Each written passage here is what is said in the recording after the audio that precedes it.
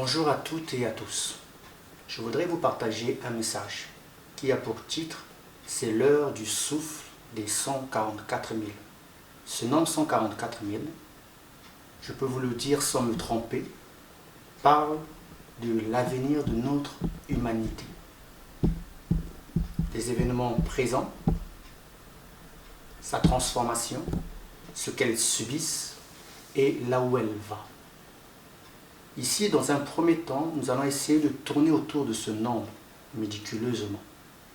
Alors, on va s'appuyer dans un premier temps au travers le texte du prophète Ézéchiel. Prophète qui est réputé avoir fait des rencontres avec l'Éternel au travers ses visions. Au chapitre 9, il fera encore de nouveau une rencontre avec l'Éternel. Il verra que l'Éternel qui va donner un ordre à un homme vêtu de fin lin. Nous allons lire à partir du verset 4 l'ordre qui a été donné. L'Éternel lui dit: passe au milieu de la ville, au milieu de Jérusalem, et fais une marque sur le front des hommes, une marque sur le front des hommes, qui soupirent et qui gémissent à cause de toutes les abominations qui s'y commettent. Au verset 5, et à mes oreilles, il dit aux autres: passez après lui dans la ville et frappez, que votre œil soit sans pitié et n'ayez point de miséricorde. Verset 6, tuez, détruisez les vieillards, les jeunes hommes, les vierges, les enfants et les femmes, mais n'approchez pas de quiconque aura sur lui la marque. Alors ici nous sommes dans la ville de Jérusalem, grande ville réputée pour ses trois religions monothéisme. Dans cette ville, il y a deux groupes de gens, ceux qui sont marqués et ceux qui ne le sont pas. Un ordre a été donné pour frapper ceux qui ne sont pas marqués. Alors, qui sont-ils, ceux qui sont marqués? Ce sont les visions de l'apôtre Jean dans le livre d'Apocalypse qui va nous aider à comprendre qui sont ceux qui sont marqués, qui sont mis à part. On va lire le livre d'Apocalypse au chapitre 7, verset 1.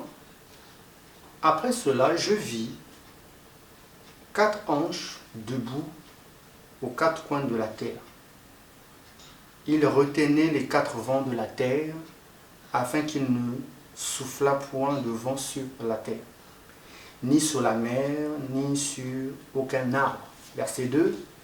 Et je vis un autre ange qui montait du côté du soleil levant et qui tenait le sceau du Dieu vivant. Il cria d'une voix forte aux 4 anges et qui il avait été donné de faire du mal à la terre et à la mer, et il dit, verset 3, ne faites point de mal à la terre, ni à la mer, ni aux arbres, jusqu'à ce que nous ayons marqué du sceau le front des serviteurs de notre Dieu. Marqué du sceau le front des serviteurs de notre Dieu. Au verset 4, j'ai entendu le nombre de ceux qui avaient été marqués du sceau. 144 000. 144 000 ont été marqués sur le front de ce sceau, ceux qui ont été mis à part. Toujours dans le livre d'Apocalypse, dans les visions de l'apôtre Jean, on va nous expliquer qu'il ne s'agit pas simplement en fait de la ville de Jérusalem, ni uniquement des fils d'Israël. On va pouvoir le lire dans Apocalypse 14. Je regardais, et voici l'agneau se tenait sur la montagne de Sion, avec lui 144 000 personnes qui avaient son nom et le nom de son Père écrit sur leur front. Verset 2. Et j'entendis du ciel une voix comme un bruit de grosse eau, comme le bruit d'un grand tonnerre, et la voix que j'ai entendue était comme celle de joueurs de harpe jouant leur harpe. Verset 3. Et ils chantent un cantique nouveau devant le trône et devant les 4 êtres vivants et les vieillards. Et personne ne pouvait apprendre le cantique si ce n'est les 144 000 qui avaient été rachetés de la terre. Verset 4. Ce sont ceux qui ne sont pas souillés avec des femmes, car ils sont vierges, ils suivent l'agneau partout où il va, ils ont été rachetés d'entre les hommes, comme des prémices pour Dieu et pour l'agneau. Verset 5. Et dans leur bouche, il ne s'est point trouvé de mensonge, car ils sont irrépréhensibles. Les 144 000 ont été rachetés de la terre. Si on s'arrête là, à coup sûr, on risque de tomber au travers des interprétations, des affabulations et un sectarisme totalitaire. Parce que la question la plus évidente est celle-ci. Selon les spécialistes, l'humanité actuelle est autour de 7,7 milliards d'habitants. Si sur les 7,7 milliards d'habitants, les rachetés ne sont qu'au nombre de 144 000, j'avoue que cela fait froid. Alors, est-ce que ce nombre 144 000, il s'agit juste d'un nombre symbole, ou réellement le nombre des élus, des personnes choisies? Je vous rassure de suite, n'ayez pas d'inquiétude, c'est un nombre symbolique.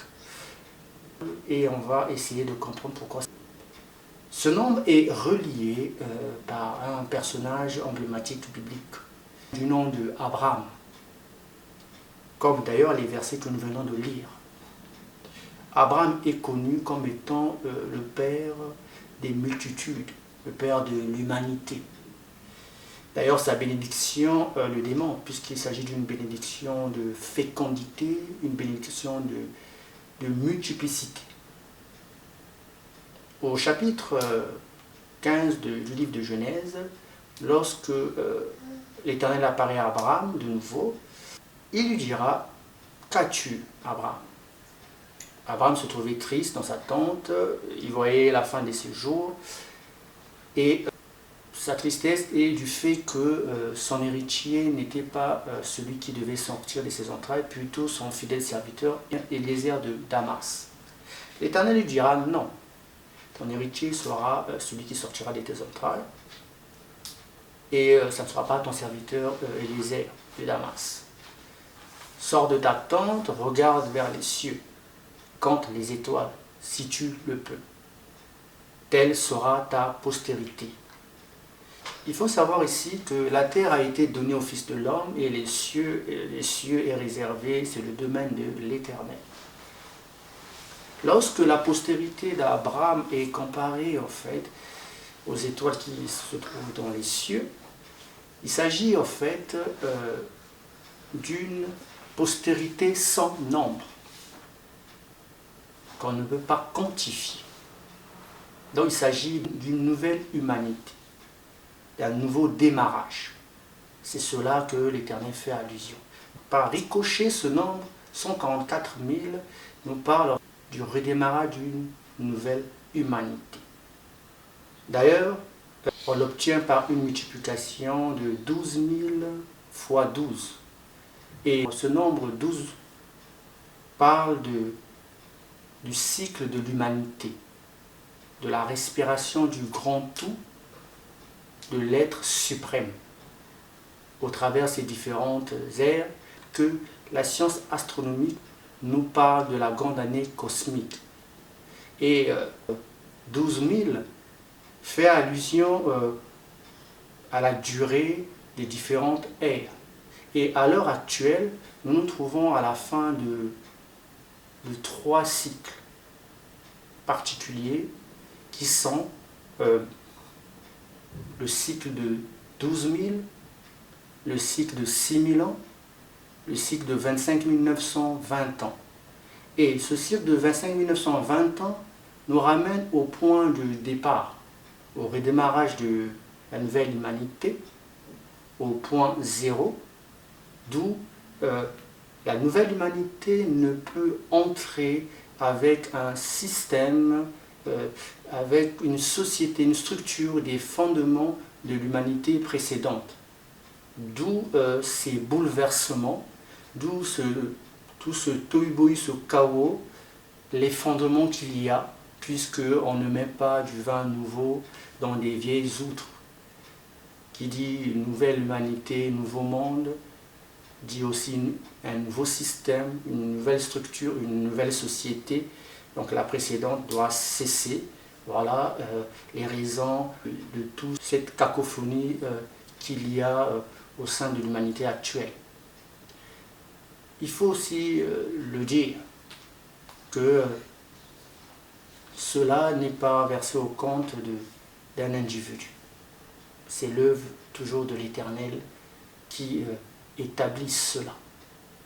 Alors pour chuter, nous allons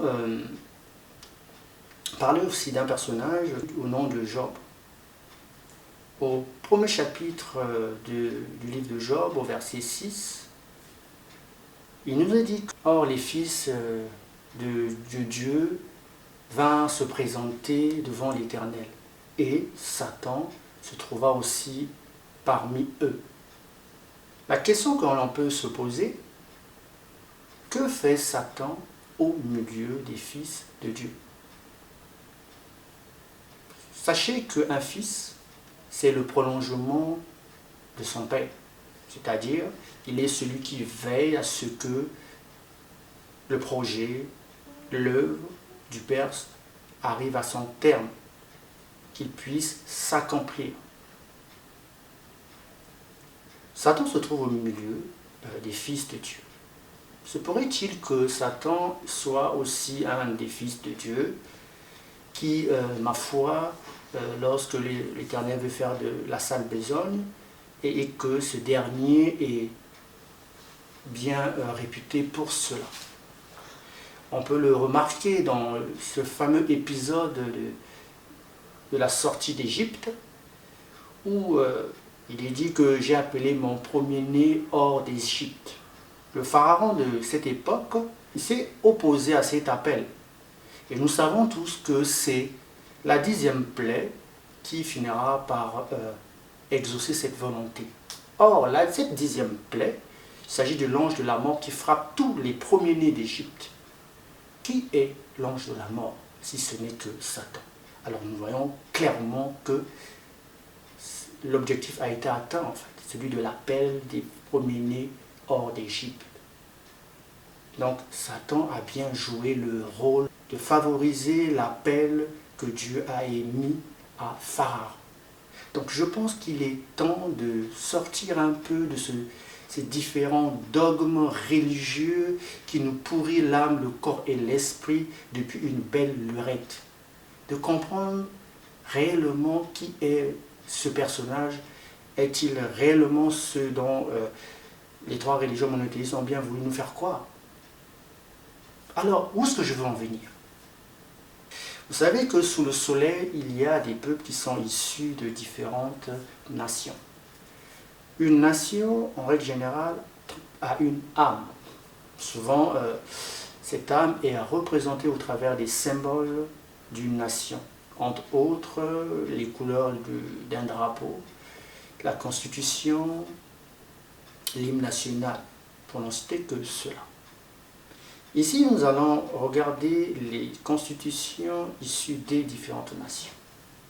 Vous remarquerez que la constitution d'une nation, sous le soleil, est en fait un reflet des textes de loi donnés à Moïse sur le mont Sinaï. Donc, en d'autres termes, la constitution des différentes nations au sein de l'humanité est le corps de Moïse, puisque c'est ce dernier qui a reçu l'étape de la loi et il en a donné son nom. Donc, nos dirigeants, nos élites au sein de nos sociétés, au sein de nos nations, ne s'en cachent pas puisqu'ils se font appeler entre autres des hommes de loi, donc des hommes qui représentent le corps de Moïse. Maintenant, ce qui m'intrigue dans ce que je suis en train de essayer de vous démontrer, c'est qu'il y a une science appelée la guématrie, une science de nombre. Il nous est dit que le nom de Satan a une valeur numérique de 359. Et la main qui a servi à Moïse de réécrire les tables de la loi, c'est-à-dire la main de Moïse, a la même valeur 359. Cette même science nous dira que lorsque deux mots ont la même valeur numérique, ces deux mots veulent dire la même chose. Donc il dit les tables de la loi, écrites par la main de Moïse, dit aussi Satan. Donc, ceux qui nous dirigent par ricochet sont en fait les dignes fils de Moïse, en d'autres termes les dignes fils de Satan. D'ailleurs Christ le dira, ce n'est pas moi qui vous condamne, c'est plutôt Moïse. Donc, nos dirigeants à la tête de nos nations réalisent en fait le projet de Satan, l'un des fils, qui aussi obéit à l'appel, à l'œuvre, à l'architecte qui est l'Éternel. Donc, les décisions prises alors par nos dirigeants depuis 2 ans concourent à une chose, puisqu'ils sont mieux placés pour savoir que nous sommes aussi à la fin des 3 cycles, de 12 000 ans, de 6 000 ans et de 25 920 ans, qui nous ramènent au point zéro. Que font-ils? Ils nous entraînent vers un effondrement. Ils prennent des décisions aux 4 coins de la terre. Tous unanimes ont décidé d'écrouler le système dans lequel nous baignons depuis une belle lurette. Tous unanimes ont décidé de nous emmener vers l'hécatombe. Pourquoi? Parce qu'ils sont mieux placés pour savoir que nous rentrons dans une nouvelle humanité, une nouvelle ère, un nouveau système, une nouvelle société. Donc la précédente doit être démolie. Et nous comprenons alors les décisions qui peuvent paraître obsolètes aux yeux des communs des mortels. Comment pouvez-vous expliquer des décisions prises ici dans les nations dites grandes et puissantes, c'est-à-dire que l'Occident, ma foi, est en train d'ébranler leur propre système. Ils sont incapables de réaliser qu'ils se tirent une balle sur le pied. Non et non et non. Ils savent bien ce qu'ils font. D'ailleurs, permettez-moi encore de vous le dire, cette fameuse guerre par procuration par le bloc occidental et le bloc asiatique est née digne que d'un film de Hollywood, pour ceux qui savent voir et comprendre. Puisqu'il est dit dans Proverbe 16,4, l'Éternel a tout fait pour un but, même le méchant pour le jour du malheur. Alors comprenez, tout est en ordre. Dans cette réalité trinitaire qui n'est que la 3e dimension où le Père, la source, l'Éternel, l'indéfinissable, s'expriment au travers 2 principes qui ne sont pas en réalité antagonistes, non, pas du tout. Les deux veillent au grain, au projet que le Père a dicté. Tout concourt au bien de ceux qui aiment l'Éternel. À bon entendeur.